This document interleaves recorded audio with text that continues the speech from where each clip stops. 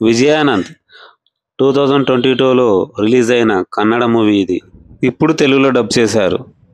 2 గంటల 35 నిమిషాల రన్ టైంలో ఈ మూవీ స్ట్రీమింగ్ అవుతుంది.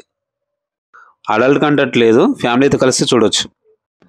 కర్ణాటకలోని విఆర్ఎల్ ట్రావెల్స్ స్థాపించిన విజయ సంకేశ్వర్ జీవిత ఆధారంగా తీసిన బయోపిక్ మూవీ ఇది. చాలా ఇన్స్పైరింగ్గా ఉంటుంది. కానీ మూవీ స్క్రీన్స్ ప్రెజెన్స్ చేయలేకపోయారు. బయోపిక్ మూవీ ఎలా ఉండాలో అలా సరిగా తీయలేకపోయారు.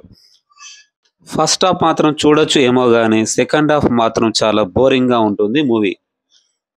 మూవీలో చాలా ఎమోషన్స్ మిస్ అయ్యాయి. మూవీలో మోటివేషన్ డైలాగ్స్ మిస్ అయ్యాయి.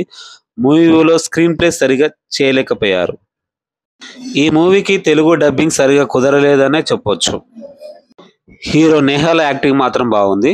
ఈ మూవీలో అతడు బాగా యాక్టింగ్ చేశాడు. మధ్యతరగతి నుండి వచ్చిన ఒక వ్యక్తి లైఫ్లో ఎలా ఎదిగాడు అనేది ఈ మూవీలో అంత పవర్ఫుల్గా చూపించలేకపోయారు. చాలా మిస్ అయ్యాయి ఈ మూవీలో. 80sలో ఈ మూవీ స్క్రీన్ ప్లే రన్ అవుతుంది. అప్పటి పరిస్థితులు ఎలా ఉన్నాయో అలా చూపించారు ఈ మూవీలో.